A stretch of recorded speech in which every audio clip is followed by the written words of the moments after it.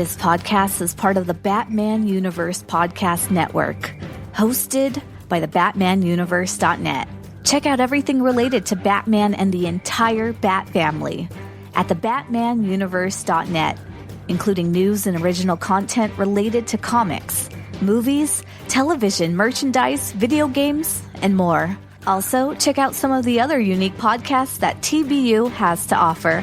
Consider supporting this podcast by becoming a patron on Patreon. Even $1 can go a long way in supporting this content that you enjoy. Look for a link over at the BatmanUniverse.net to offer your support now. And now, on with the show. You don't like the...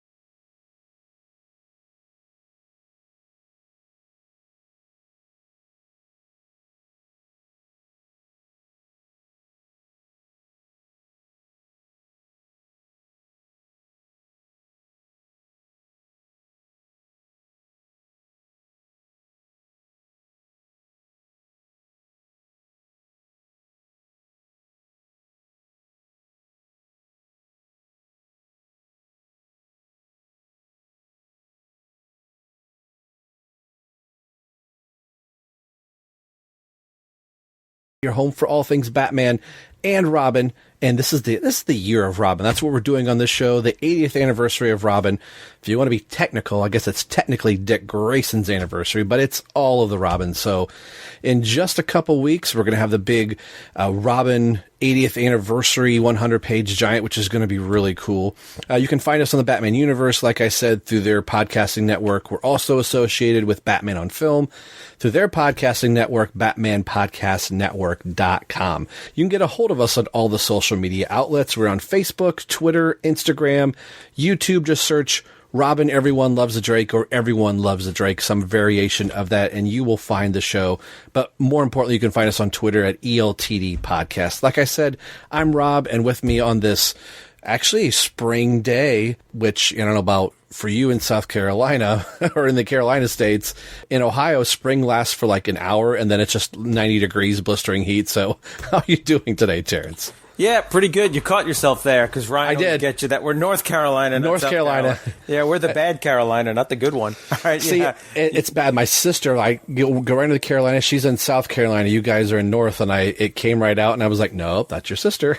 Yeah, and I think from what I've heard is that they were just the Carolina at one point, and South Carolina didn't want the northern part. The rich people in Charleston didn't want all that like hillbillies in the north, so they like divided it up to get rid of us. So yeah, I think you're promoting us when you say South Carolina, but I'm doing good. Ryan, apparently his computer caught the clench, so his internet's down, so I couldn't make the last one, and I've been so busy that I just haven't had a chance to listen to you and Ryan's last podcast. So here's where I repeat everything you guys say or ask questions, and you're like, we already talked about that the last podcast, which I already did before the podcast was recorded, when I was asking you about, hey, did you guys talk about that? Yeah, the last one, Terrence. Yeah, the last one. Oh, okay, sorry. But yeah, I'm doing good, but I'm just going to jump right into it. I'm doing better than Dan Dido. Rob, what did you think of that, him getting fired like that? Yeah, that was one of those things when it happened. I actually thought it was like when they post like somebody will post the fake celebrity deaths, like, oh, Tom Cruise just died in a brush fire. And people are like, what? Like, no, I'm still alive. So when I saw the thing about Dan Dido, and by the way, Tom Cruise is not dead. But when I saw the thing about Dan Dido, I actually checked a couple different sites. Like, all right, if I see this on, no, not throwing shade to CBR. I'm like, if I see it on CBR, maybe I'll believe it. But it was just like all over the Facebook feeds and Twitter. So I was like, okay, I don't think this is a hoax. So I feel like on one way, I feel like it came out of left field. Like, I can't believe that they let him go, but you start going, well, he was there almost, 16 years? Something like that. Mm-hmm. So I'm not surprised by it. It's not like, oh my gosh, he was doing so many great things. And I'm just going to say this right off the bat. I don't want to see anybody ever lose their job. Somebody that you work with, when they get fired, you're like, oh man, that sucks. But when you start to look at their body of work, or like, wow, they were showing up late all day and they were being disrespectful to coworkers, you can go, I can kind of see it. I don't know how he was as a person, so I'm not talking about him personally, just as the things that have happened in DC Comics probably over the last 10 years, you can kind of look at it and go, I can kind of see why. I felt like it's just change after change after change. And this, I've been making fun of it, calling it Verizon's 5G DC Comics thing, or, this Generation Zero thing. So I'm curious are things going to slightly shift a little bit?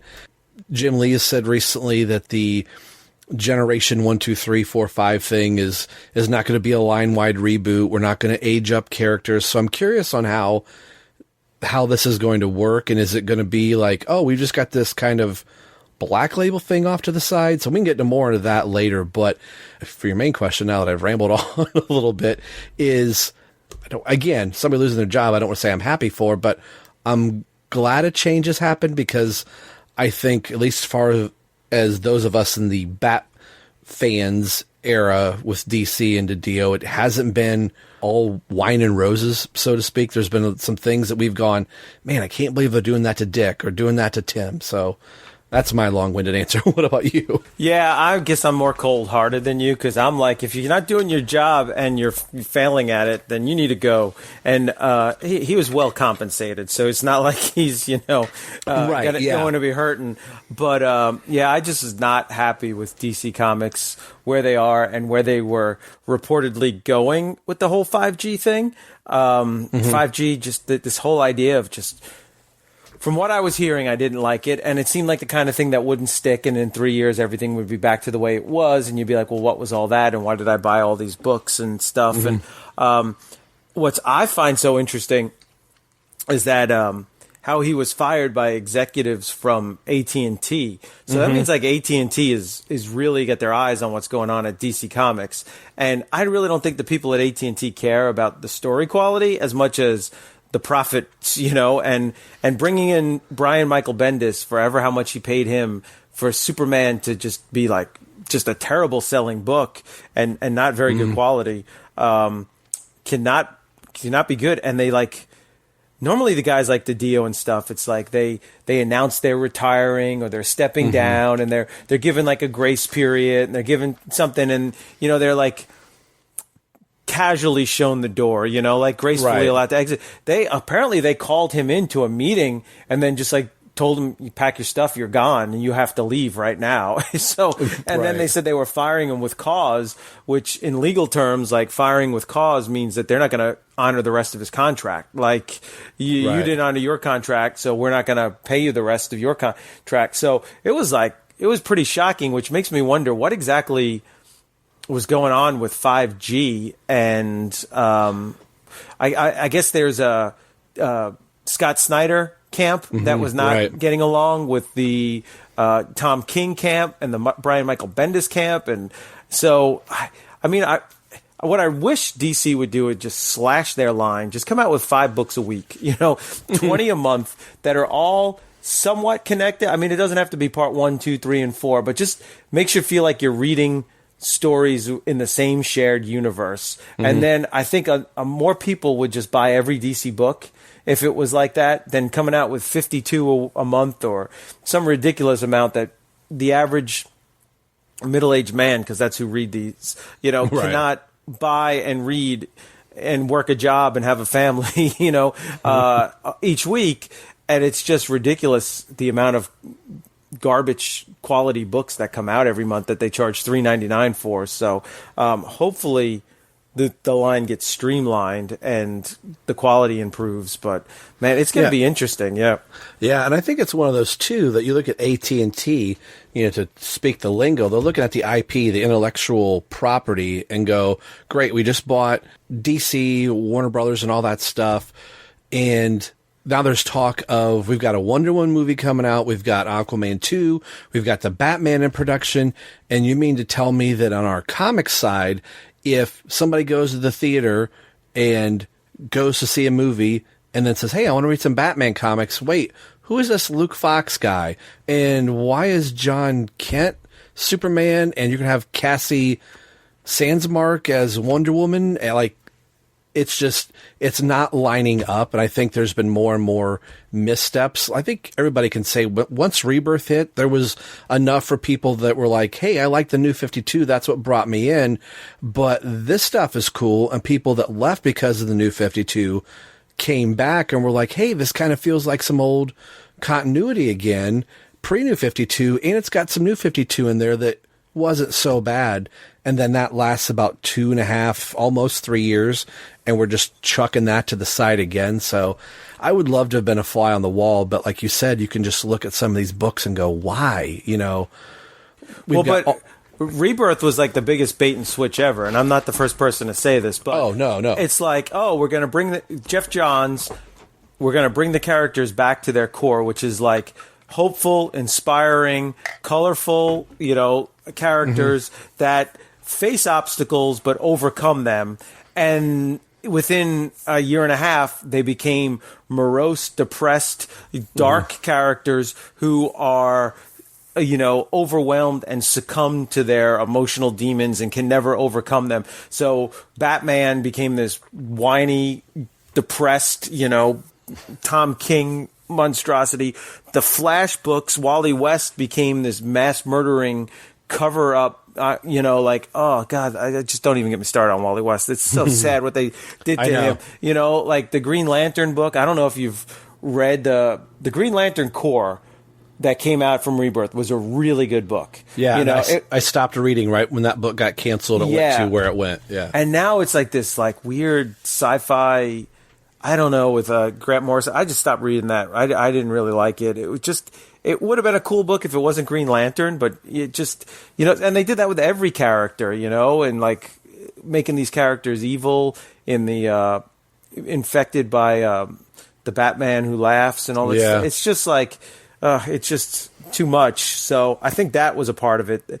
AT&T doesn't give a crud about the comic books. They care about, like you said, the IP. They make more money selling T-shirts and licensing out that image to go on every mug and cup and pop hero and everything imaginable. And apparently they said a big part of it was, or this is all rumors, but the, what was that Batman book that came out where it showed him naked? Batman Damned. Yeah. Damned, yeah. Apparently AT&T was furious that DiDio let that out and damaged, or potentially damaged the, IP of Batman with that. So, but I don't know. I mean, to me, the perfect, I know everything can't be the same, but the perfect tone for the comics and is the Batman, the animated series. Like that's like the sweet spot of like appealing to the adults, appealing to the kids,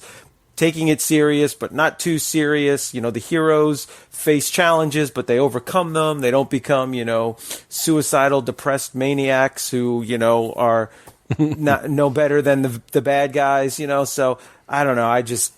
That's the sweet spot. And I'm glad that's coming back to comics. That's the one good thing. Yeah. So that was pretty exciting news. Yeah. And I would hope that after this, with 6-issue miniseries or whatever it is, that it becomes an ongoing, or they see maybe great sales from this and go, you know what?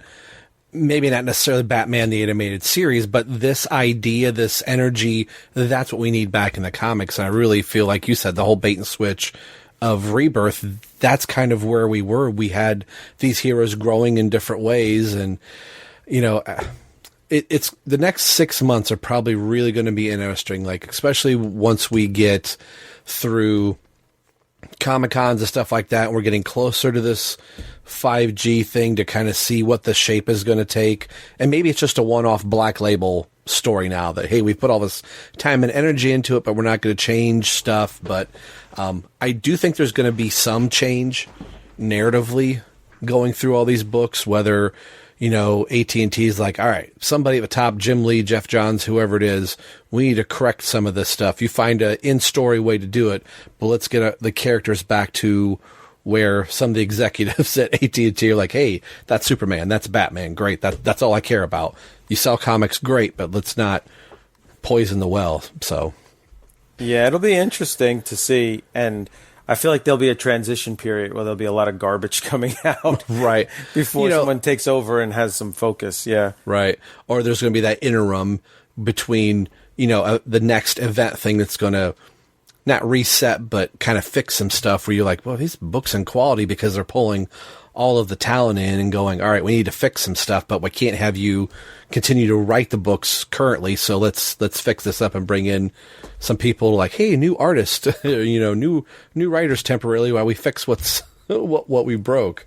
Yeah, and you know, I think the streaming service has something to do with that too, because having a streaming service is like the new big thing, and I think DC Comics having their own streaming service interferes with what Warner Brothers and Time Warner wants to do with the HBO streaming service, and I'm wondering how long until that's still around, or they merge it with something else, or or it just becomes part of HBO Go or something. HBO Go, I like that.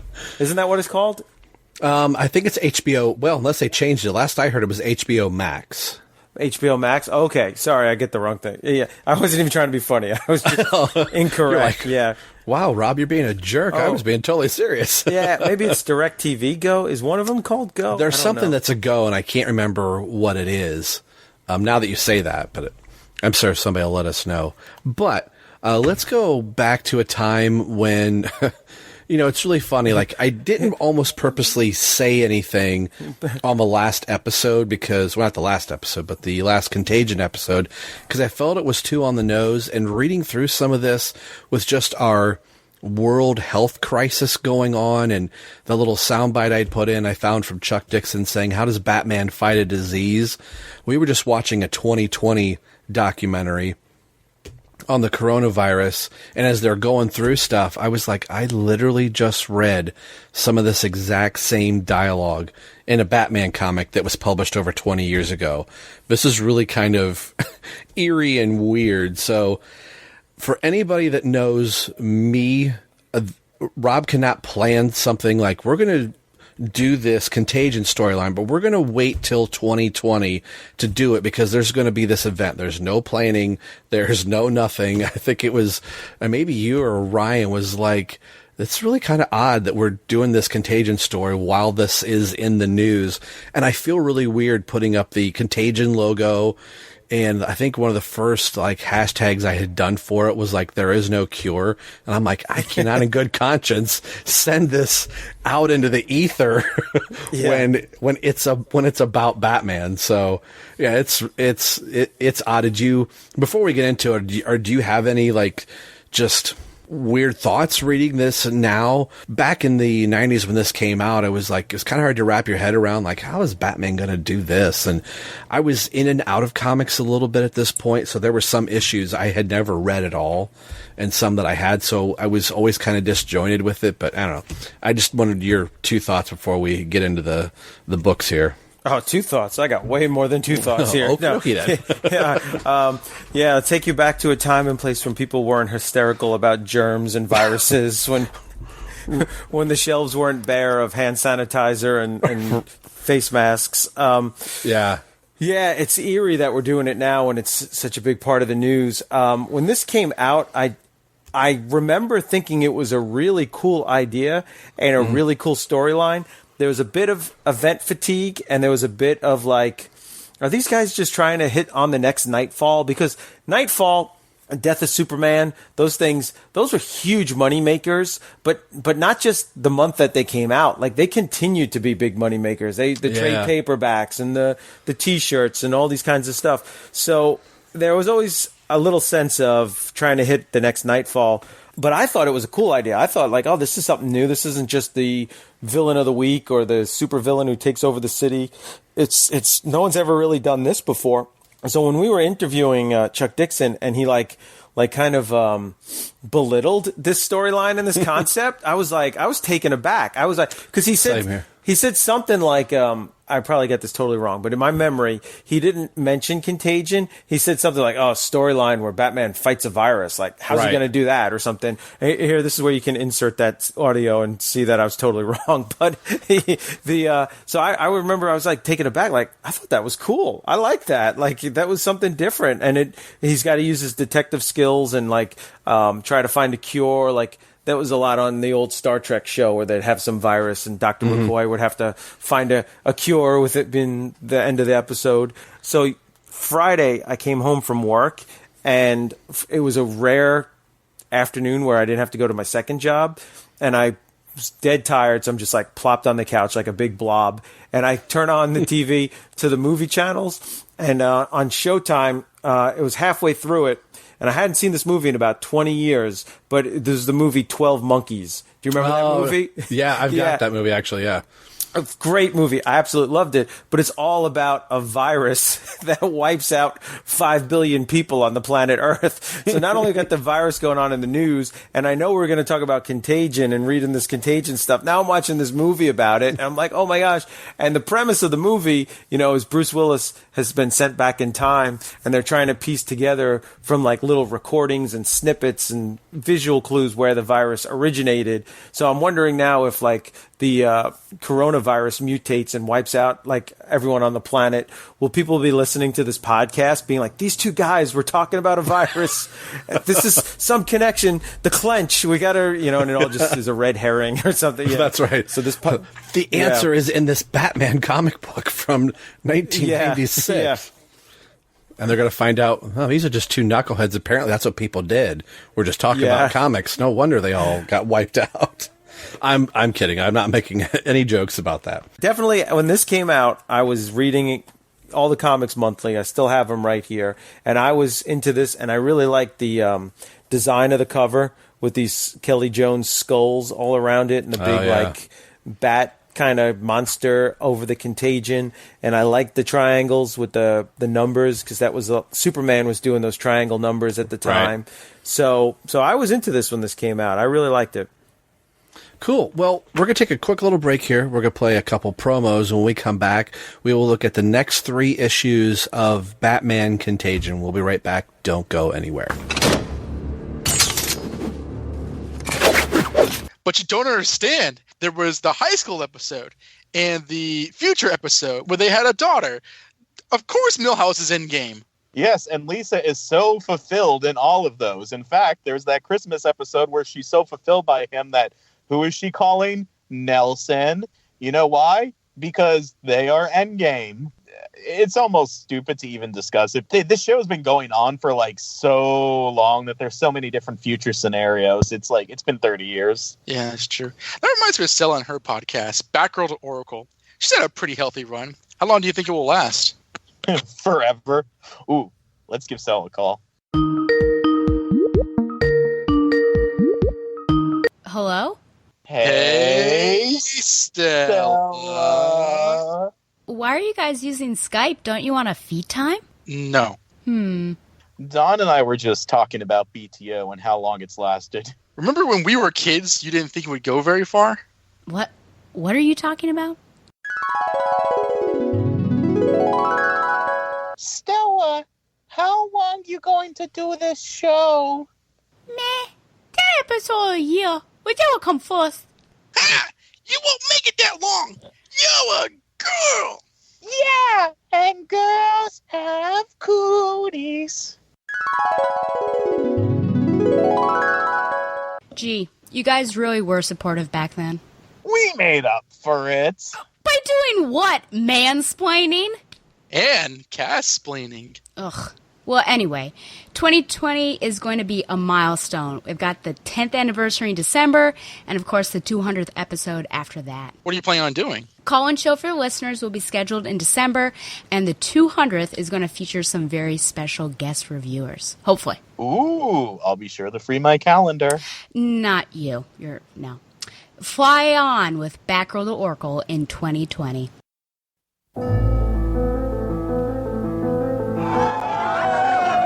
A historic moment tonight. The Berlin Wall can no longer contain the East German people.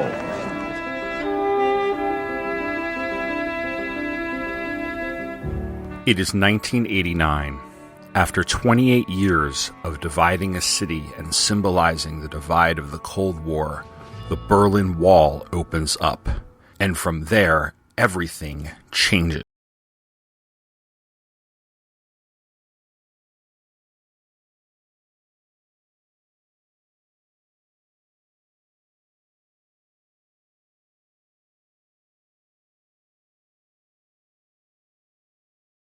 And hosted by me, Tom Panarese.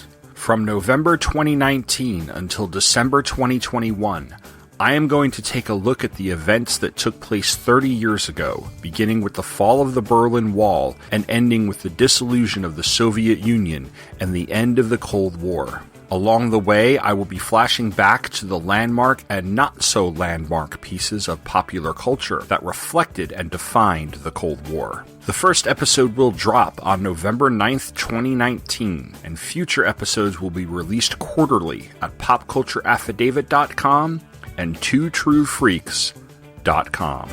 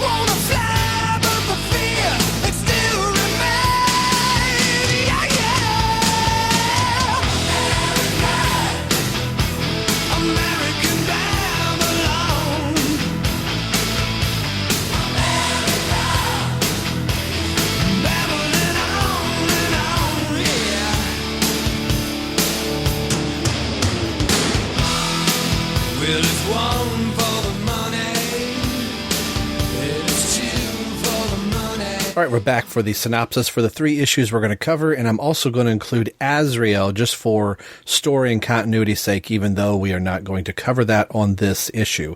Maybe there'll be an Azrael podcast sometime that will cover this. Hint, hint, wink, wink, Ryan's show is coming. So the cover credits for Azrael 15 read as follows. The cover date is late March 1996, with an on-sale date of January 30th, 1996, with a cover price of $1.95. The writer is Dennis J. O'Neill. Penciler is Barry Kitston. The inker is James D. Pascoe. Letterist is Ken Brusniak. The colorist is Demetrius Bazuskos, if I'm saying that correctly. Probably not. The cover credits go to Barry Kitston and James D. Pascoe. And the editor I think I left out is Archie Goodwin. And now the synopsis for Azrael 15, Requiem for an Immortal. Azrael reads Kendall Stewart's diary and who the other survivors to the virus are, a Chinese man named Fong and a girl named Lenore. Azrael and Selena are on the hunt from a car that they stole while they were in Canada. Azrael asked Oracle for some information on the character Fong. Oracle provided the location of the man, but before they could set out, Tracker attacked them. They decided to make a truce until they captured Fong. Fong was staying on a yacht near San Francisco. Fong believed that he was some kind of Superman because he had survived the plague and declared his cronies to try and hurt him to prove it. They wouldn't do it, but Fong ended up cutting himself to prove that he was in fact immortal. The unlikely alliance of Azrael, Catwoman, and Tracker were on their way to find Fong. While flying, Azrael contacted Lily to discuss their feelings. When they arrived at Fong's yacht, Azrael took down all the henchmen and Tracker broke down the door to Fong's chamber. Catwoman offered Fong $1 million of payment for samples of his blood, and Tracker threatened to hurt him badly if he didn't cooperate, but Fong refused, saying that the money was nothing compared to his eternal life, and to prove that he was immortal, he stabbed himself in the heart with a knife, killing himself immediately, proving to himself in his dying breath that he was not a Superman, leaving the trio without money and Gotham City with less hope. The cover credits for Batman 529 read as follows. The cover date is April 1996. The on-sale date is February 6, 1996, again with the cover price of $1.95, with the editor being Dennis J. O'Neill. The writer is Doug Minch, the penciler is Kelly Jones, the inker is John R. Beatty, letterer is Todd Kleen, the colorist is Gregory A. Wright, and the cover credits go to Kelly Jones and John R. Beatty. And now the synopsis for Tears of Blood. Robin manages to get Stewart's blood sample to Batman so he can develop a vaccine from the antibodies. To be sure of its effectiveness, Batman tells Bullock to ask Mr. Gunt if the vaccine can be made from the blood of a survivor of the plague. To Batman's dismay, the mutations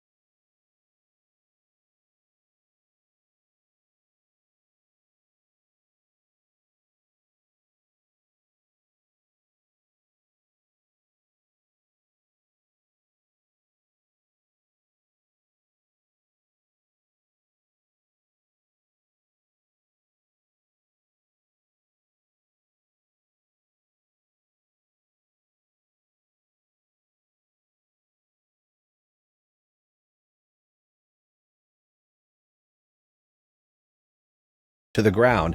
Inside the building, Batman and James Gordon seek their way out of the burning building, and Batman covers Poison Ivy's unconscious body in a plastic breathable bag and carries her up the stairs. Gordon shoots a man in the face who has threatened he and Batman's life, and when they reach the stairs, and from where they are, there are no more stairs to climb to try and reach the roof. They then decide to break a window and try their luck in a leap of faith. Batman manages to bring both Ivy and Gordon to the ground unscathed. Once on the ground, James Gordon goes to see what happened with the GCPD members he brought to Babylon. When he catches up to where the team was, he only sees Harvey Bullock and Renee Montoya, the others left to stay with their families. The three of them watch as Babylon Towers burn. Mayor Kroll has notified the National Guard to seal off Gotham City until the plague is contained. Kroll is unable to leave City Hall for his protection, with he and Andrew Howe, who has been appointed to police commissioner, are chatting when blood starts streaking from Mayor Kroll's eyes, meaning he too has now been infected.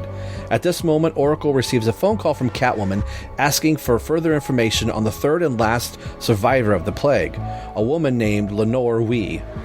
Batman and Nightwing reach the Batmobile and are driving home when they encounter the National Guard. They manage to escape using the Batmobile's nitrous feed.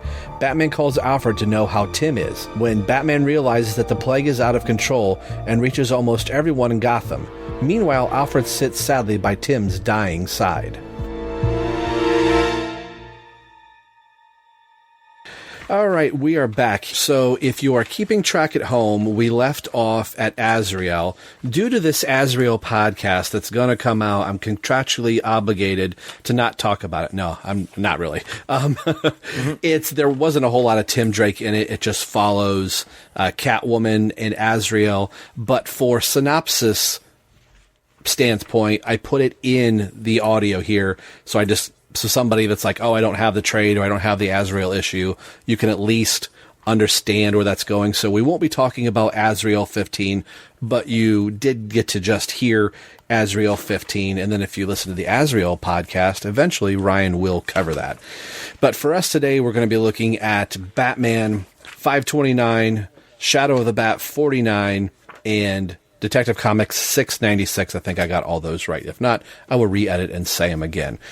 So, like Terrence was saying earlier, the Kelly Jones cover here, or covers that he was doing, but he has the front and center one here for Batman Contagion. This is technically part 6, but for our coverage, will be part 2, but part 6 of Contagion. And what a cool cover this is. And it's all the weird abnormal proportions, but Kelly Jones manages to do it in such a way. This character with the scythe, when I had first gotten this issue, and this was one of the issues that I did read kind of out of context, I was looking for this character to show up, and of course, he does not show up in the book at all, but this is a really cool cover. What do you think about this cover here by Kelly Jones?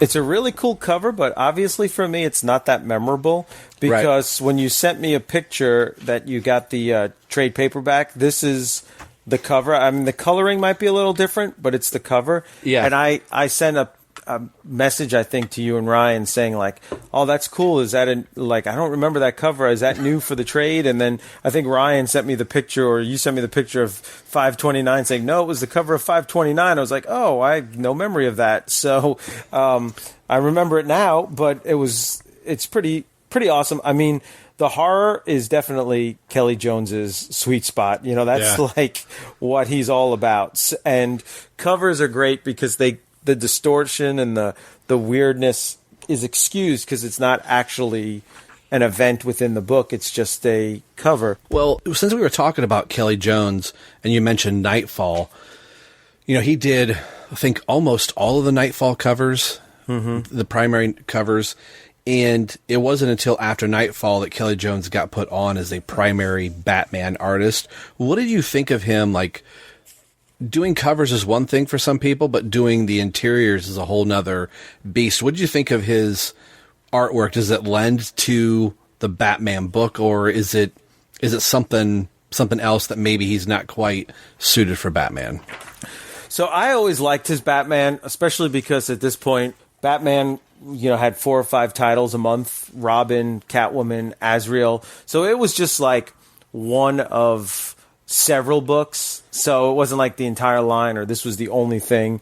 And I don't really recall that there was this emphasis in the mid-90s, at least in my neck of the woods, that Batman was like the flagship book of the DC universe. Like it as it became like under like Scott Snyder and then Tom King. I feel like a lot of that came out after New 52 and Scott Snyder and Capullo just became such superstars. So it wasn't really that jarring to me that like, oh my gosh, how could he be on Batman? Although it probably might have been a little better fit on like a Shadow of the Bat or something. I always liked it. And this issue, I liked it. I always liked his first like page. Always had like the feel of like a B horror movie kind of thing. But there, as much as I like it, there are times where I look at it and I'm like, oh, this is just awful. Like in this issue, and I don't know if I'm jumping ahead for you here, there's some really cool stuff. There's one scene on page 13 where he's got Tim Drake and he's holding the R and the shadows and stuff. I think, wow, that's really cool. But then there's other, especially how he draws Poison Ivy. There's just some panels that I'm just like, that just looks awful. Like that is just like, that is not the female anatomy in any way, shape, or form. And the face of Poison Ivy is the ugliest thing I've ever seen. Yeah, it's just it's really bad. Yeah, she is not going to seduce me any time to give her money. Like, come kiss me. No. Yeah. Have you seen a mirror? I don't want to take this into like, PG-13 rating and stuff, and who am I to judge about body types? But the way Kelly Jones draws Poison Ivy's breast, she needs way more support from those leaves. Like, they are the floppiest things ever. Like, I don't know, so I don't know. But he seems like a nice guy because I see him on Facebook all the time, and he's posting stuff. And so, But what did you think of Kelly Jones's art? I liked him more as a cover guy. I think being like so excited with Nightfall and everything and knowing like, oh my gosh, I love these covers. And the first couple issues, which I can't remember what episode it was, where it was right after Nightfall, the technical wrap up where Bruce is finally back as Batman. He's got those like Azrael, like fin blades on his legs and almost the all black suit or whatever. I remember really liking that issue, but I think as the issues went, I started longing for a more traditional looking Batman. I thought the covers are good, but I never really kind of landed on liking him as the primary Bat artist. Some books, were better than others, but like I said, like in the females that he draws, I feel are always not quite up to par of what he does. If he's trying to make them too much into this, like almost horror type style, that they actually kind of look more horrible than seeing you had mentioned Robin, and Nightwing pops in here midway through, which is kind of cool. A note that I had here, which is kind of midway through the book, is that the Bat family is so small at this point, with only having Robin, Batman, Nightwing, Oracle, Huntress, and Azrael, and Catwoman kinda. Was this a better era of books only having a small Bat family, so to speak, or did you like the current large Bat family where there's like 22 members or something like that? Yeah, I mean, I feel like this era was really good, except it's missing a Batgirl, and she's not in it, but it was really cool having Oracle. So I liked Oracle as a member of the team, that they could communicate with her. And I do feel like there's a Batgirl missing. Right now, I feel like there's just way too many with the Signal and the... there's just so many that, like, they're in a book and then you don't see them for a year and a half. And then they're in some other book. Like, Lucius Fox's son, was it... what's his name? Not Duke. My gosh. I almost called Luke. Luke. Luke Fox. Yeah, I was thinking Luke Cage, but I'm like, that's not right. But yeah, Luke Fox. Like, he was in Detective, and he had a bat suit and everything, and he was Batwing, and then he's just disappears, and then you hear like, oh, he'll be the new Batman in 5G, and you're like, where's that coming from? So there's definitely too many today. And to answer your question, I guess this is good, but we need a Batgirl. What do you think? I do too. I mean, Cassandra Cain's not that far removed. We're just getting the tip of the iceberg, but it's still going to be a couple years before she even gets her own book. It's not going to be till like, what is that, 98, 99 that I think she finally gets the Batgirl title? I think it's 99, yeah. Yeah. So we're in just the, the early parts of 96, 97 by this point. So we're still a few years removed before they can even, we've still got to go through Legacy and Cataclysm and Aftershock and basically get through all of No Man's Land, and not to mention any other little things that are sprinkled out through the DC universe. So yeah, Batgirl is really kind of missed. Something that I did like in the early part of this is, and that's something they're talking about in the Matt Reeves movie, is seeing a Batman do detective work. And you were mentioning that in the beginning of the show, seeing Batman look through this gigantic, like, telescope, whatever it is, looking at, cells or whatever. And I like the coloring with the pink that's going through, kind of seeing the pink haze that's in Gotham City. And we get to see Bullock there for a brief moment talking about Montoya, who in the last issue, her boyfriend just died. So you have all this stuff kind of building up, going through Gotham City, where the Babylon Tower is basically in lockdown. They're not letting anybody in, letting anybody out, but the workers that were in there working are now coming out to the streets. So that's helping spread the disease. But Nightwing and Robin were working together has always been one of the high points in this, and I think this is a really cool thing that Batman has Nightwing and Robin together to go off and do something. I think that's something that's kind of missing in DC right now with, Rick and the Drake kind of being separated. Even just a Robin and Nightwing in general working together. I like the brother aspect. How do you feel about Nightwing and Robin working in this story, and then maybe just even in comics? Is that something that we're kind of missing right now? Yeah, we're missing it, and I don't know if we'll ever get it back. It reminds me of Prodigal.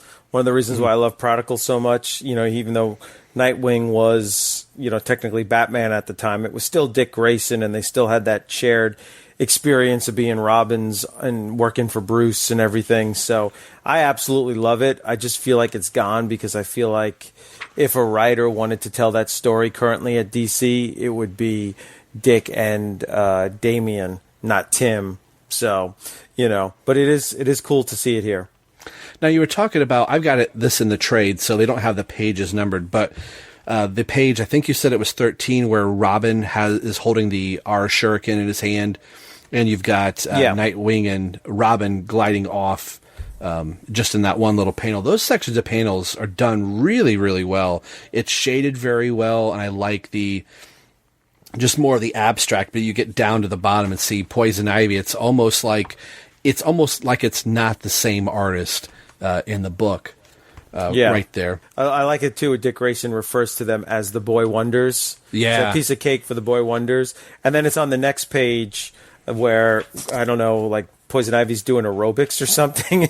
She's like stretching. I don't know what she's doing. And then she's like hanging from a pipe. And you see what I'm talking about? Oh, yeah. The floppiness there. Like, what is going on there? Like, did he use his great grandmother as a model for that? Like, was it? Yeah. Because like some artists will use, like real people, and they'll stand there. Alex Ross does that a lot. Like he brings in real people, he takes photographs of them, then he paints it. This is like, hey, Grandma, what are you doing? Come here, take your bra off and let me how'd you like to be Poison Ivy as I draw you? Like, this is terrible. But then on the next page, that's where Robin gets sneezed on there. So yeah. Well, I want to go back to Poison Ivy real quick. Do you think, the phrase desperate times call for desperate measures, do you think that Batman knew all along that this was going to backfire on him, that he's going to send probably the only person, which it makes sense story-wise, that Poison Ivy is basically almost immune to every type of disease or whatever, because she's got more plant-based stuff. So this seems like the most logical person to send in, but given the type of villain that she is, he had to have known this is not going to work out. Like, here, take this medicine or this cure-ish sample in and see if it works. Come back and report to me. Like, even reading this, I was going, there's no way that that this is going to work out. Was that just a foregone conclusion as you were reading this too? Yeah, I wasn't sure. We do know that this is part 6 of an 11 or 12 part series, so you always know that stuff in the middle is not going to work out quite like you expect. Right. I did think, she tries to sell it to the highest bidder, right? At one point here on page 20. So I guess Batman's whole thing was just, does it work or not? So whether it doesn't matter who gets it or whether she sold it or whatever, just as long as someone tests it out. But yeah, it did seem a little weird to me. Yeah. Well, like you said in that next panel, Tim gets affected by basically somebody sneezing on him. Do you think that this was the right call for it to be Robin that's affected? Would it have still worked if it was Nightwing? And it's actually pretty disgusting that the way Jones drew it. The panel layout is done very well too, and just the look of Tim on his face having this giant snot bubble running down the front of his face, just all kinds of disgusting, which I think really lends well to Jones. But do you think it was a move to have Tim be the one that's affected, or would it have worked if it been any Bat fan? It wouldn't have worked if it was the Huntress. I don't think we would have cared as much. I think it would have somewhat worked if it was Dick, but I think it works more for Tim because he seems to be the youngest and most vulnerable, and we're not that far removed from Jason Todd dying, so there's got that whole you've put another Robin in jeopardy. It does. I don't know if you've read ahead to 10 and 11 parts. Yeah. There's a kind of a cool little cliffhanger there with that one. But I think Tim was probably the most logical one to get infected, and I don't know how to say this. He's not a heavy hitter enough that you don't think they'll never be able to win now, Right. But it does have that common concern. So if he's taken out, it just kind of raises the stakes a little bit for Batman. But it puts it more on a personal level, like you said. It's not like nowadays that I feel like DC wants just to kill off every Robin. Oh, we're going to bring him back, where that's almost the knee-jerk reaction. Back then, we only had one Robin ever die. And now that it's Tim, I think this probably did make a lot of readers go, oh, no, not Tim. There are more stakes. And what's this going to do to Batman's state of mind? Is he going to be able to stay as focused as he needs to be on a crisis that he can't punch his way out of? Yeah. And like you mentioned, not having the same effect with it being Huntress. Huntress does show up as, and this was something else that, I hope we don't see in the news of the pandemic setting in. There's this rampant disease going around. So all the citizens in Gotham City are kind of losing their mind at this point. So you'll have martial law being thrown out. So Nightwing and Robin are out trying to keep the city at bay at best they can, are quickly getting overrun, and the Huntress shows up. So this is one of those beats that they kind of play with the Huntress a little bit. The Huntress is just not good enough for Batman. It's one of those that they kind of got to keep telling the reader, oh, don't tell Batman that, I'm working here. He's not really going to like it. This is one of those things, it's only going to get worse before it gets better, shadowing to no man's land. But I feel like this is just the one note that the Huntress has with Batman and the readers. Well, she shouldn't be here. Sometimes I feel like that's an unfair characterization of the Huntress, just because Batman doesn't like her methods, that as a reader sometimes you go, oh, it's the Huntress, I probably shouldn't like this character. Do you like the Huntress as a character? Yeah, I never understood this when I was reading comics in the 90s, because I always liked Huntress. I thought she was cool, and I never understood why Batman was such a just quote-unquote dickhead to her. He's just a-hole Batman here, get away, we don't need you, we don't like you. I never...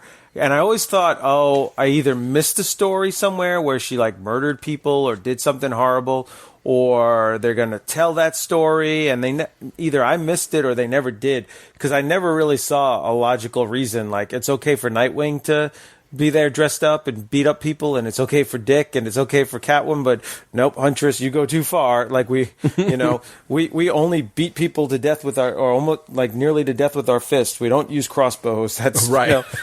What the heck is wrong with this woman? Yeah, so I don't know never if got it. Yeah, I don't know if it's supposed to be more of a like her weapon looks more gunnish and Batman doesn't want to use guns, or, you know, her backstory gets flushed out later that she goes around killing the people that murdered her family. So, you know, maybe part of that was there, but I don't even know if that was part of her character origin in the beginning. I don't think we get a lot of that till No Man's Land. So like you said, it's more like it's just said. So you'd also had mentioned like Poison Ivy getting into the Babylon Towers and selling off the antidote. Like, is this going to work? So she's causing a whole scene in there while the trio now of Nightwing, Huntress, and Robin are getting almost completely run over. And this is another one of the strengths of Kelly Jones, is having this big dynamic Batman come into the last few pages. And again, I apologize for the page. I don't know if you have that where Batman comes in. It's right after Poison Ivy selling the cure, and then Nightwing, Robin, and Huntress are trying to ward off the crowds. But just this bottom panel of Batman's cape just billowing out is just so cool. It's got the moonlit right behind him. And I thought this was really cool, and a funny line, which made me go, oh, I wonder if Dixon wrote this. And he doesn't, but it says, major intimidation, not a single knuckle busted. This is from Robin. Yeah. I sure hope that I can do that when I grow up. And then Dick has a line is, I'm grown up and it doesn't work for me. And Huntress says it doesn't work for anyone except him. I thought that was really cool. That sounds just like Chuck Dixon. That sounds so. And then Batman is such, again, an a-hole right here. Your methods never work, Huntress. Not on any real level. Like, never. She's never had any success ever. No, none at all. So this kind of ends with team taken off and trying to get the city back under control.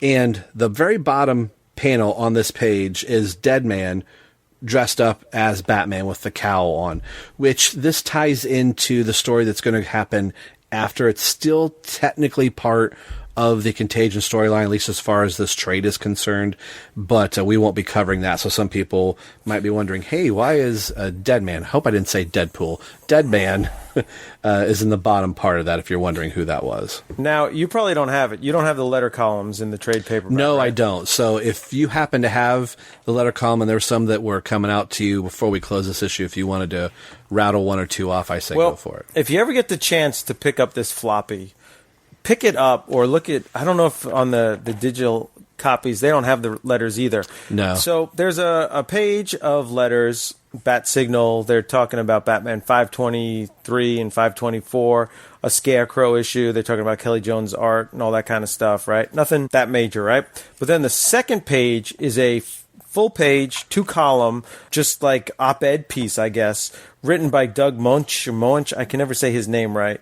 And it's all about, it's called The Invisible Enemy. And it's just like this, like the crazy ramblings of an insane man. I can't believe they put this in the book. And he's just going on and on about like viruses, and like he insinuates that AIDS may have been created by our government and intentionally spread. Holy crap. Like I'll read, it says, we've learned this is the third paragraph. We've learned in recent decades to our horror that our own government has conducted biowarfare experiments by spraying germs over cities and into subway systems just to see how many of us would sicken and or die, arguably employing American citizens as lab rats in simultaneous warm-ups for some potential parentheses, maybe even planned potential apocalypse. So, holy crap. Some researchers, parentheses, and not exclusively of conspiratorial mindsets, parentheses, believe AIDS is a man-made disease, an experimental weapon developed for unknown but obviously nefarious purposes. It is still hotly debated among theorists of this scenario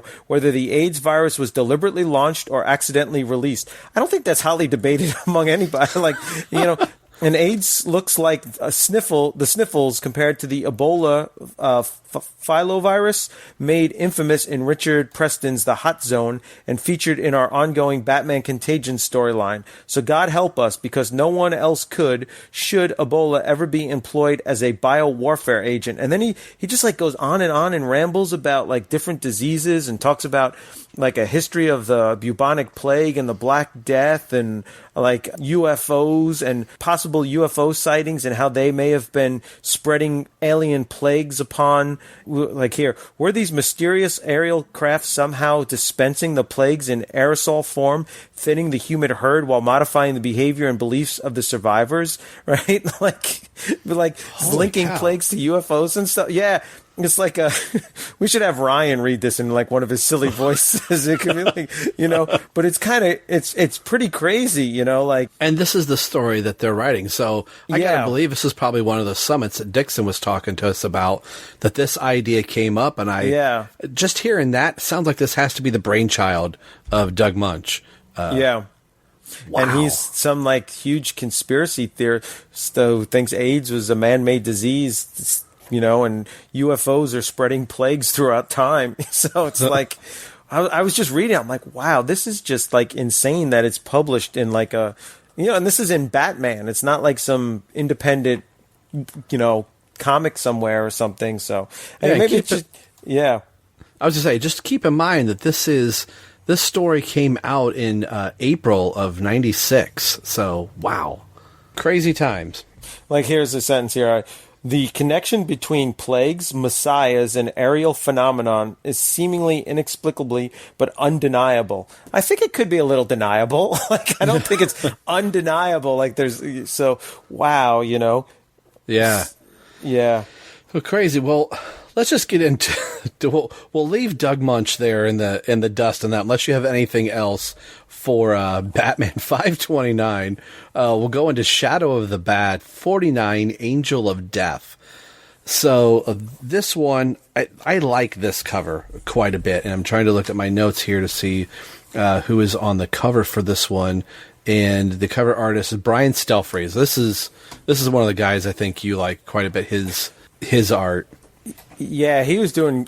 It's kind of funny because he was doing Shadow of the Bat covers, I think, since the issue 1, right? Wasn't the last Arkham stuff? Maybe a little later. The artist Vince Gennaro. Yeah, I think he was Vincent at one point and then changed to Vince or something. But he was doing some of the fill-ins, the Nightfall, the Crusade or the Quest or one of those, the Nightfall Now or Go or what did I call it before? HBO Now, HBO Go, Nightfall the Go. So it's kind of cool to see, Alan Grant, who was there since issue 1, and Ray McCarthy, your buddy, inking it. So I like this cover. I like seeing Batman and Commissioner Gordon kind of back to back to one another, where he says Angel of Death off to Batman's side, and just the red flames that you can kind of see billowing out from behind. So I like this cover quite a bit, and I think Commissioner Gordon's in a cool pose. What do you think of this cover?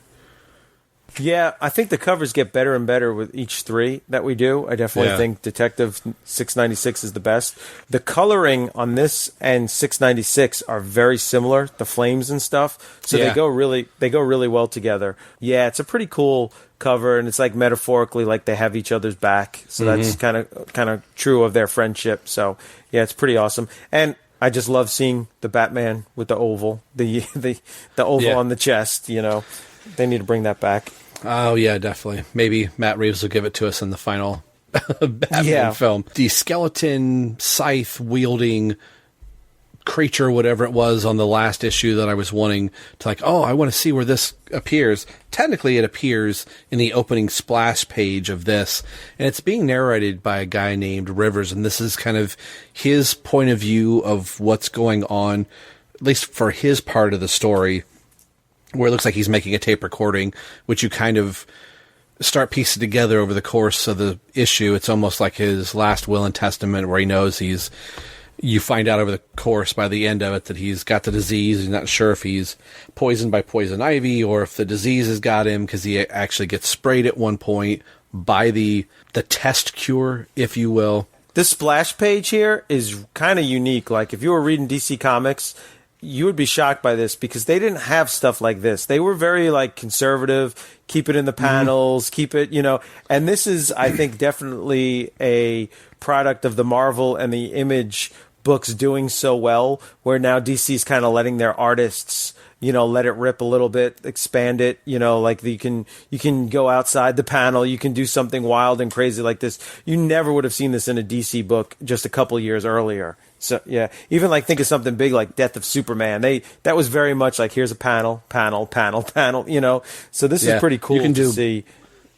Yeah, you could do bigger panels or smaller panels, but like you said, the scythe is going completely off the page up into the white. Even the handle's kind of out there, and you have the inset panels of the 3 going down on the right-hand side, but it's on top of the Babylon Towers, and the flames are kind of zipping in and around of the panels. So I thought this was really cool, and the backdrop that is written here. So yeah, this was, and even just seeing, even just the blood pouring out of the eyes and the mouth and the ears, again, would have been something that you probably would have seen, but would have been done more like in shadows, where you wouldn't have seen any detail, and you would have had to go, oh, it looks like there's liquid or something dropping from their face. Imagination could go with that, but they're showing that here, especially in the one with the person with the long brown hair, and you can see the red eyes, and then the eyes are dripping down from that. So I thought that was a wild touch. So if the last issue wasn't a sexy enough Poison Ivy, does this one kind of redeem what you go, oh, Poison Ivy's, starts looking a little bit better. She must have got her support bra on. Yeah, so exactly. Yeah, she definitely looks more human and somewhat attractive in this one. Yeah. So by this point, she's starting to spray people with the potential antidote, but is doing it more at a, like you said, like to the highest bidder. If you give me enough stuff, so she's clearly making a payday out of this. And it took me, I think, about one whole read, and then as I was doing the show notes for this, I was trying to figure out who this character was that she sprays, and it's Rivers. That as he's doing the tape recording, I thought, oh, this is somebody else that's doing this, but he is the guy in the beginning that's narrating it. We'll get into more of that later. So we start getting into the Bat team taking on the infighting that's going down on the streets. So this is where the story is going to start to take a little bit of a worse turn for our main characters. So you've got Batman, Nightwing, Huntress, and Robin fighting. The people of Gotham City are trying to keep them at bay, and this is the first indication that something might not be right with Tim as he's getting off the bulldozer, which is kind of cool seeing the Bat team on this bulldozer, but it looks like he's falling backwards off of it, and Batman, where he says, are you all right? It's like, oh, well, Batman's looking out for his well-being, and then Batman follows that up with, we still have a lot of work to do, and I want everybody giving everything to access Babylon Tower. So it's more like, I don't care if you're hurt, but let's just keep going. You slipped there, get your footing right. Is Batman too much on the mission at this moment to not realize that something maybe potentially has happened to Tim? So it's kind of weird. It's like they don't want to just say right away, hey, Robin's sick. You got green snot from that guy in the other panel all over you. So they got to kind of hint at it and build it up. And they don't take too long. He gets sick fairly fast, all things considered. So I do kind of like that it's not just, he sneezed on me, go to quarantine, but he's still trying to give it his all till the very end there. The story starts taking a worse turn for the citizens inside of Poison Ivy. That's wrong.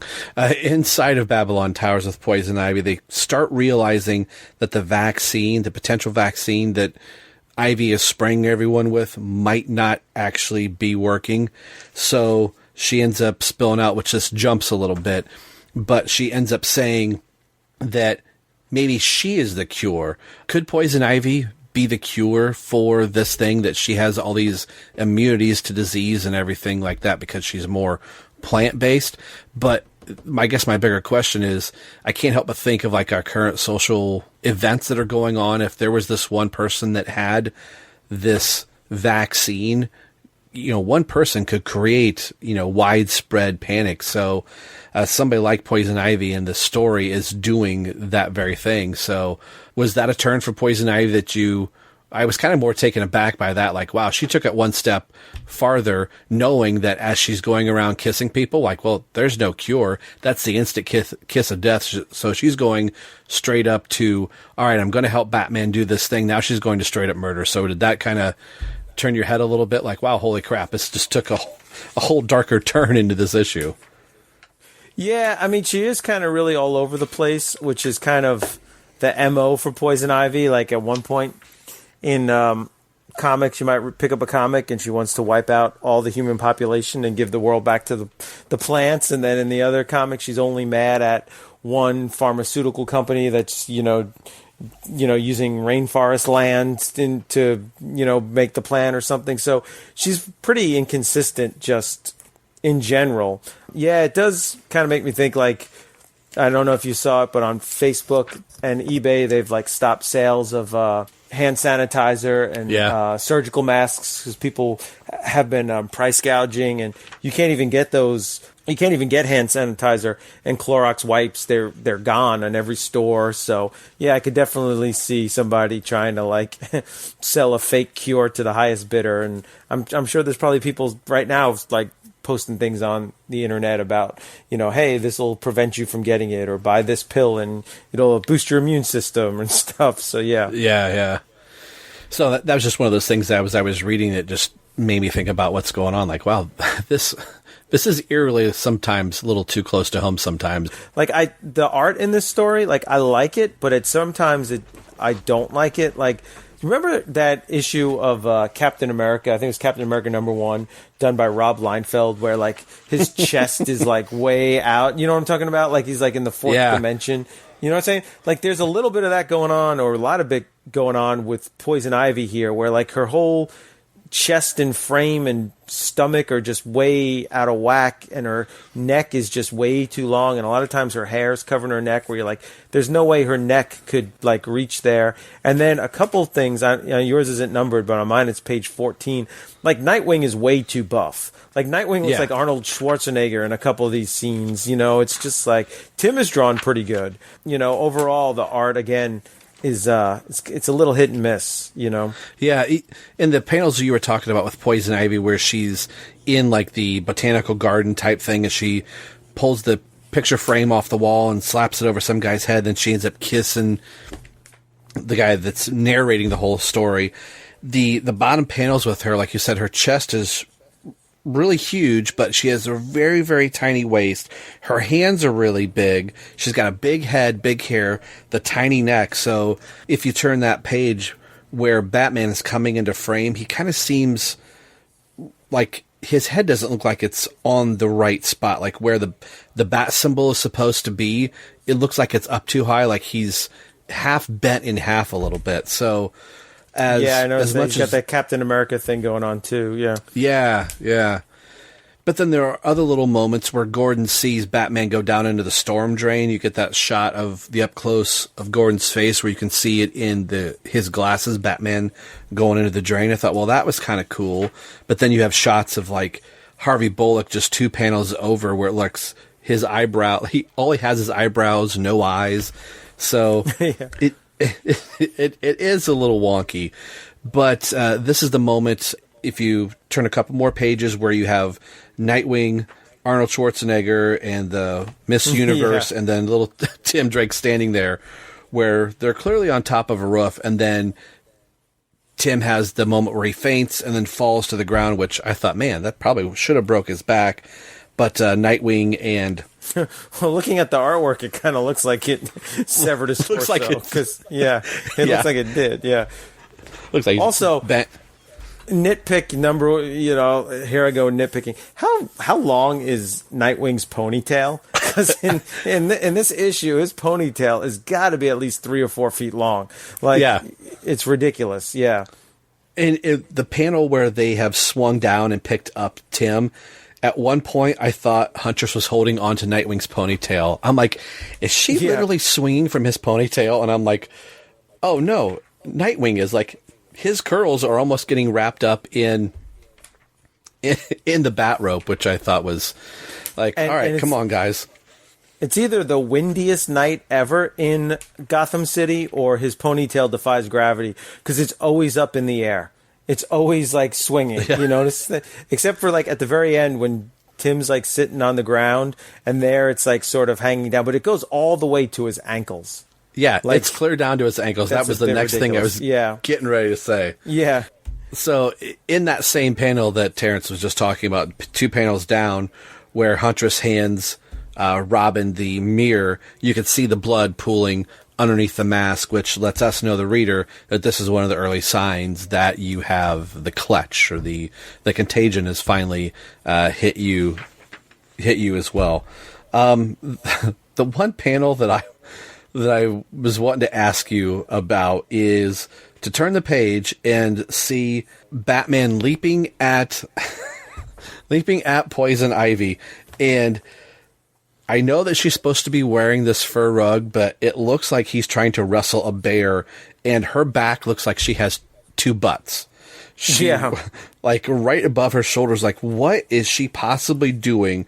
I know it's probably supposed to be her shoulder, but the way the other shoulder is, I thought, is she upside down? Is she right side up? This is some crazy set of panels here, and I think for the most part, for the back part of this book, the art, I really feel like, starts getting phoned in more and more as this issue goes. Like, Batman's not so bad, but I think Poison Ivy progressively gets worse, and Gordon's not that much better, and Huntress is just, when she's standing on top of the truck, she looks just really, really bad as far as her hair and her mask go. So the story narratively isn't so bad, but I didn't care much for the art. I do have one more thing. So what did you think about the art for the tail end of this book? Yeah, at first I thought she was like trying to slide down the banister or something. I was like, what is that? And not only is the art pretty terrible at this ending, but the dialogue's pretty bad too. And Batman gets really wordy. Like, this is all on one page. It's 2 panels. That's it. One page. Poor fools, deluded by whatever lies Ivy's told you, and your own and your own unreasoning terror of death. You have nothing to fear from me, whereas you, Ivy, most certainly have. Like, that's just a little wordy for Batman on 2 panels. And then the next page, you're despicable, using dying men to do your dirty work. I should have known all along I couldn't trust you. The vaccine, did it work? And then, like, Ivy's like, that would be telling, darling. I love it when you get angry, darling. Like, first of all, do you need to use darling in back-to-back panels? And then, I don't know, it just seems like, when did Ivy have this thing going on with Batman? And blast you, did the vaccine work? You know, so it just, I don't know. The whole thing just kind of, I felt very kind of rushed and just kind of like filler. I mean, it's issue 7, and obviously Dixon wasn't that into this story. Maybe Alan Grant wasn't that into it either. Right. Obviously, Doug Moench was really into it by his op-ed piece in 529. So, wow. Yeah, this was like, oh yeah, I'm halfway through that Shadow of the Bat issue, and I forgot I got to finish that. So yeah, let me just hammer this out quick and go to bed, and then so there might have been some of that going on. The only part of the dialogue that I really liked is probably one of the best written pieces in here is what Gordon says. So this might not be time to say it, but I might never get the time. I hate the city, the crime, the corruption, the filth, the subways, and the crowds, but I love it too. It's part of me, the way it's part of you. If Gotham dies, they might as well bury me with her. There's been a lot of regrets in my life, Batman, but you're the one thing I won't ever regret. That I got to fight the same war with you. So part of it sounds a little on the cheesy side, but I think this is the first like real conversation since Nightfall that they've had. Yeah. And like the dialogue gets a lot better in the next issue. So let's wrap up 49 and we could see if Detective saves it. So what'd you think overall of 49? I think we're probably both on the same boat. Like, this is the middle part of a story, so sometimes the middle kind of lags a little bit, and that's kind of where I fall with it. Yeah, me too. It's kind of feels a little bit filler, kind of middle range. The only like beat is seeing that Tim is now infected as well, but again, he's not really fighting the disease where Batman's not really fighting the disease. They're just fighting Poison Ivy, who's taking advantage of people with the disease. So, again, to Chuck Dixon's part, how do you fight a virus? So, yeah. Right. Well, speaking of Chuck Dixon, let's get to the last book for today. Contagion Detective Comics 696 with the Graham Nolan cover here. So, like you said, the Shadow of the Bat cover and this one go hand in hand really well with the coloring, and our skeleton cloaked figure, the Grim Reaper that's wearing red this time around. I think it looks really cool with him holding Batman and all the citizens of Gotham in his hand while Batman's trying to fight. I think the better of the three covers, and this is going to be better of the art of the three issues we're talking about. So what do you think of this issue right here, cover? I think this cover's amazing. That skull and the line work on it and the teeth and everything, and that's just amazing. And it has just a tiny little Batman fighting people in the skeleton hand and the flames around it. It's just as close to perfection as you can get in a cover, in my book. Yeah. Oh, yeah. 10 out of 10. Yeah. Very cool.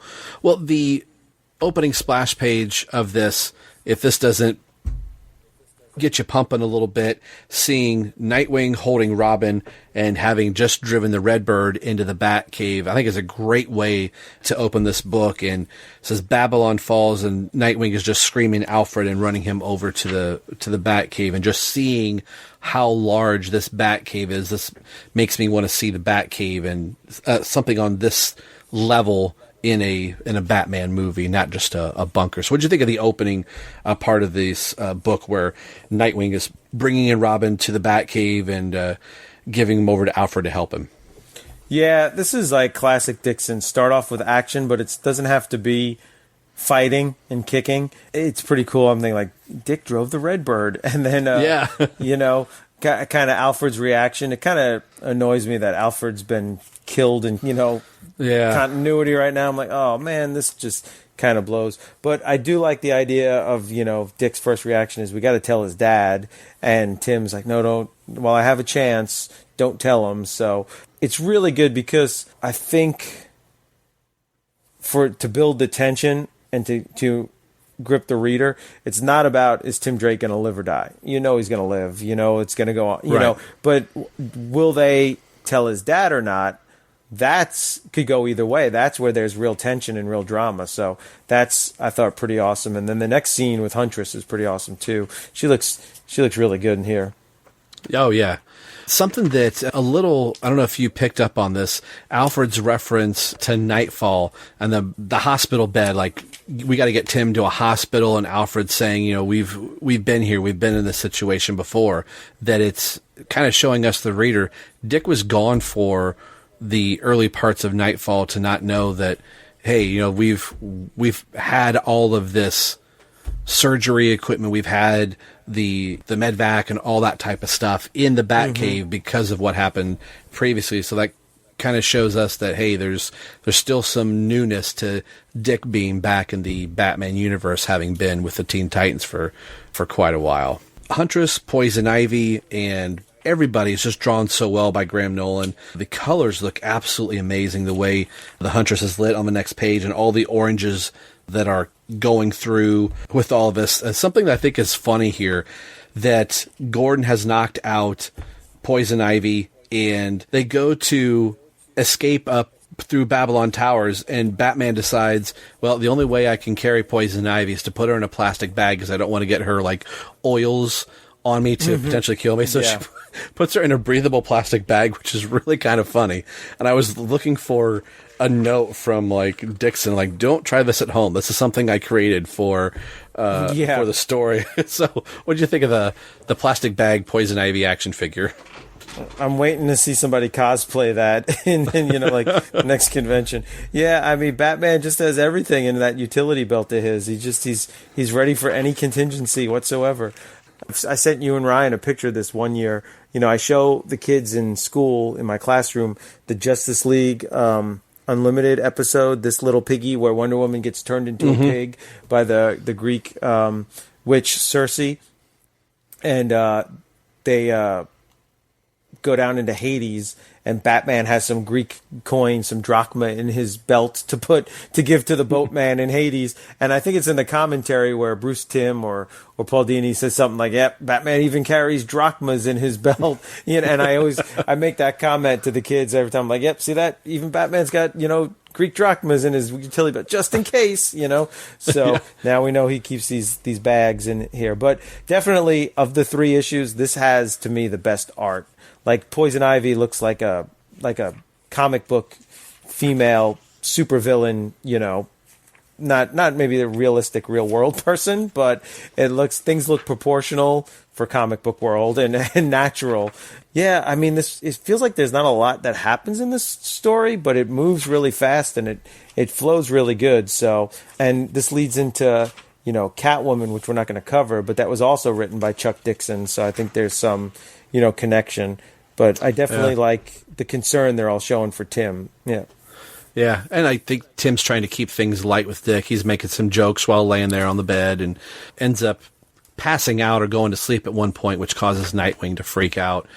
Something I thought was an interesting beat, I don't think it was done deliberately, as Batman and Gordon and Poison Ivy are making their way through the burning building trying to find a way out. They come into a guy that's clearly been infected and is wanting help for his wife or whatever. So he draws a gun. Gordon ends up falling back and shoots the guy right in the face, which I was like, holy crap. I mean, that's probably a clear shot, but that's always one of those, like you see in the news or TV shows. I'm like, you couldn't have shot him in the leg, but I guess in those dire moments. But Batman says, thanks for having my back. And I thought this was, the next couple pages are some really cool dialogue that Dixon has for Batman, and Gordon finally gets a chance to ask him, like, are you the real Batman that I've been working with for years? Are you just another imposter? And Batman finally lets him know, like, yes, I am the real Batman. So it's been this whole time since Nightfall that Gordon still really doesn't know that this Batman is the Batman he's been working with, and he's not even in the police department anymore because he's been, let go by the previous mayor. So I liked this out of the two, where Batman asks them, do you trust me? And they're going to rappel down from the building. So I thought this was a cool Batman Commissioner Gordon moment where it kind of re-solidifies that friendship, and then Nolan's splash page of Batman rappelling down with the two of them. I think it just looks absolutely fantastic. And if I was going to pull a page out of this book and say, oh man, this clearly should have been the front cover. I like the cover to this issue, but this one I think could have easily been a cover of one of the Contagion issues. What'd you think of that section with Gordon and Batman? Yeah, that's kind of good. They got overshooting a guy in the face really fast, right. If you back it up before that, on page 6, there's a thing where the mayor is shocked because the National Guard is like shutting down the city or blocking entrance in.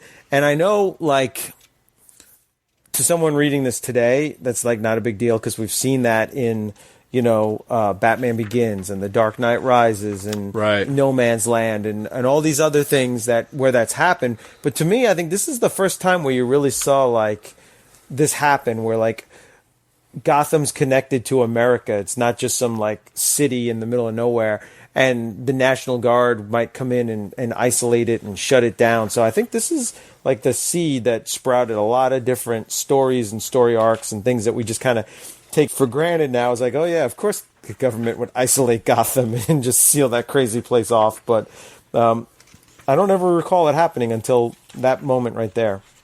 Yeah. We get a brief little moment with Catwoman and... I must have Poison Ivy, Catwoman and Oracle, which this goes back to the Azrael issue where Azrael calls Oracle to find out, where their next movement is. And Catwoman basically lifted the phone and was able to get some information from Oracle, but she quickly tells her, like, while we've been talking, this phone number has already been deleted. It's going to be a dead number. This is a one and only, one and done type thing. So I thought that was a cool moment that they put Oracle into this, and I just like the way Dixon writes Barbara Gordon, whether she's Batgirl or Oracle herself in this. I've always missed him writing Barbara Gordon. I thought this was a cool exchange. What do you think about that little section before we jump a little bit? Yeah, I don't know if you and Ryan talked about it last time, but I love the Catwoman white costume. First time I ever saw it was on solicitations for Robin 27 because she's got it on the cover, and so that's cool. And Oracle, every time I see it, she is sorely missed in today's DCU. That was a huge mistake to retcon or procon or ducon or whatever they call that to make Barbara Batgirl again and lose the character of Oracle for many, many reasons. So I love seeing it here, and Dixon wrote her fantastic. But yeah, we need that back. We need this issue is making me like angry at all the stuff that's going on in the DC universe right now. Dead Alfred, no Oracle. Catwoman is Bruce's fiance. Like, I can't take it. All right. Well, maybe one can only hope with the Dio going that maybe some things will change. I hope. Yeah. So we get we don't see a lot of this in comics. Like Batman has a Batmobile, but I know it's hard to draw the Batmobile and show movement, but it's usually the Batmobile is just there in background. You don't get a whole lot of chase scenes. But I thought this was a cool moment of Batman and Nightwing racing back to the manor because they, like you said, the National Guard is closing off roadways and they're plowing through stuff, which has a little BVS vibe that they're just mowing people down. But the nitrous that they use, I thought it was a really cool panel that Nolan drew down there right where the tank is, where the guy on top of the tank was like, whoa, you're kind of seeing how fast the Batmobile takes off. But it ends with the mayor of Gotham City also is now infected by the disease, so he's probably going to be gone. We don't know quite how that's going to work out just yet. But then I also have to think that the backup or the new police commissioner is probably infected if the mayor is infected. But the closing panel that of Tim and Alfred, I think, is a really cool panel again, which makes me miss Alfred in the current comics. That he's trying to be consoling to Tim, telling him that the Batman's going to be on his way, things are going to be all right, and then with Alfred with his head in his hands and just kind of. Even Alfred's defeated. Alfred can stitch up and fix all the ailments that Bruce has had over the years and can fix all the Robins, but this is something that's even out of Alfred's realm of help. So I thought this was a nice cliffhanger to end the issue on, where if you were reading this monthly, it would go, I've got to read this next image. Is Tim going to live? Is he going to die? Is Batman going to make it back to the cave in time? So I thought this was a nice way to end the issue and definitely left you wanting more. If you were kind of on the fence after the last two issues, I think this one really kind of brings it up. What are your thoughts on the end of this issue and anything else that popped into your head as we were going through it? Yeah, that overhead shot, like looking down like a bird at Tim in the hospital bed and Alfred just beside himself, is amazing. What strikes me too is some of these like mid-90s technology that pops up. Like there's a dot matrix printer with all those little dots on the side of the paper. Remember buying reams of that and going through? And then Catwoman uses a payphone to call Oracle. I can't remember the last time I saw a payphone. And I even saw a thing, I think just recently, New York City is removing the last of the payphones from Manhattan or so. Like the last ones will be gone. So it's just kind of funny to see these things that you just never would have thought twice of. Okay, I'm gonna use it. The fluidity between these three issues is really good, even though the art is very, very different among the three. The story didn't flow where you felt like you were just reading one continuous story, and considering it, each one is by a different writer, I thought that's pretty remarkable. So the artwork is very different, but the story definitely goes. And I'm trying to think, the cover for the next issue, number 9, which we'll get to, like that was used a lot in the publicity and the ads and stuff. But I'm trying to think, like, what is my favorite cover of the whole Contagion run? And these are some really underrated covers, because Azrael number 16 with like the Robin and the skeleton is really cool. Yeah. And the Robin 27 where he's fighting Catwoman, and Azrael 15 and even Catwoman 31. They're all just really awesome covers. So, like, A+ on the covers for this series. Yeah, and I just saw something on eBay I was going through that you could get a not collected like trade paperback or something where they put all the single issues together and put it in a poly bag, and this Catwoman 32 part 9 is the main slip wraparound cover for all those issues. Like, there was a paper cover inside a plastic bag, and this Catwoman cover, the Catwoman label was taken off, but it just said Contagion. So, like you said, I saw this in print ads. I saw it in the back of other magazines like Wizard. Like, this was one of the main issues that they used over and over and over again. So that was always one of my favorite one. Like you said, the Azrael I thought was a really cool cover. And I didn't notice it so much. Like I said, there were a few issues I missed collecting this back in the day. But I didn't notice the art being so jarring until going through this new trade that they put out a couple years ago, where there's a lot of highs and a lot of lows. But I think so far through the story, even though the Shadow of the Bat story was a little thin and borderline, not cheesy, it seemed phoned in, but at least the overall plot of the story didn't feel like you could still follow what's going on. Like you said, there was fluidity involved with that, where it wasn't like, all right, we got 3 people writing, and what is this story tying with this one? At least the through line was still there. So I did enjoy that. So at this point, folks, this is the halfway point of Contagion. So I'm looking at my trade paperback here, and there are as equal many pages ahead of it as there are behind of it. So I'm hoping in the next podcast that covers Contagion that we will be able to wrap this up in one more episode. I figured it was going to be a 3, maybe 4 episode part of Contagions to get this story out, which makes me think once we get into Legacy and some of those other bigger crossovers, that if we can't necessarily stick to the Tim Drake book, that we can at least break them up in smaller chunks and kind of follow where Tim is. This would have been a really interesting way to do the podcast. Like, all right, we're going to follow Tim up until the moment where he passes out, and then the next episode is, okay, well, Tim's awake, he's cured. So yeah. I thought it was good to just go through all this. The question I asked Ryan on the last episode, I'll ask you. Has this been one of the first times you've read through this much of Contagion in a while? But I think you said you were reading it back in the day when it was coming out. Have you read Contagion much before this podcast, or did you just read it back in 96 and that was it? I read it in 96 and haven't read it until this podcast. So however many years that is in between. And honestly, it was kind of forgettable compared to some of the other big events. And this was a part of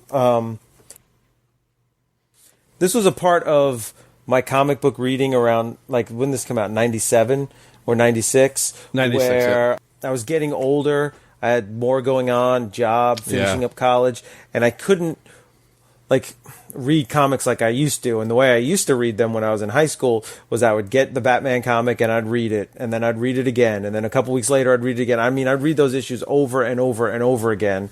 And this is getting to the era of where, okay, I'd read it, put it in a bag, put it in a long box, and then kind of forget about it just because life, you know? Right. So, yeah. So even though I did read this, I didn't read it like I read Nightfall. I mean, I must have read Nightfall, I don't even know how many times, again and again. I remember having Same comics and thinking like, well, I haven't read that one in a couple weeks. I need to read that again. I need to read it again, you know? And when your collection's only, you know, in the, you know, 100 books or 200 books is a lot easier than when you get old and you've got long box after long box, you know? So, yeah, I'm surprised at how good I think it is, considering it didn't really leave that much of an impact in me from 25 years ago or whatever it was. Yeah, I think something that Ryan said on the last episode is hearing Chuck's comment of, like, he didn't seem that up on it, that we found more enjoyment in the story. I don't know if just hindsight being better, that this was one of those that... I don't know what that was. That was my phone. I woke up. Like your phone's on it. That's for sure. Yeah. But this was one of those that it's, like you said, it's a forgettable story. But as I was going through prepping this, I was like, I'm actually really kind of enjoying it. So I think this is where we're going to put a pin in this episode. Oh, wait, one more pin. You know what I think is like it gets lost between Nightfall and No Man's Land as the big events. Yeah. You know, and this and Legacy kind of get lost. But nothing from this really changed Gotham really that much. Like Nightfall, they changed Batman. Then we get the character Azrael. Then like some of these other events you can point to, oh, this is when this character was introduced, or this is when this character died, or this one changed, or, you know, this is just kind of an adventure, but I don't really think, you know, there's no new characters, no one died, nothing, you know, so I think that might be why it kind of suffers as people don't point to it as like, oh yeah, remember Contagion when, you know, Cassandra Cain became the new Batgirl or something like that. So, you know, it's just kind of an adventure. And even remember when this got solicited that it was coming out in a trade. I remember thinking, Contagion, why is Contagion? Like they did Contagion, then they did Cataclysm, they did Aftershock. Like those led into No Man's Land, but you could just read No Man's Land as it is, and the opening of No Man's Land tells you like, oh, well, there was this disease, and then there was an earthquake, and then this happened, and you're all caught up. So I think this is one of the first Bat crossovers, like we said, that there's no real stakes other than, oh, we got to stop this thing. So maybe we spoiled the ending of it for you guys, but we're going to leave for Legacy. Yeah, that's right. So when we come back on the next episode, we will have another 80th anniversary episode for Robin, and one of our guests will come on and pick something that they found a connection with the Robin character. It could be Tim, could be Jason, could be Dick. So we'll find out on the next episode. But for Terrence, this is Robin. You've been listening to the BatmanUniverse.net, and more importantly, you've been listening to Robin. Everyone loves Drake. We'll see you on the next episode. Take care. Bye.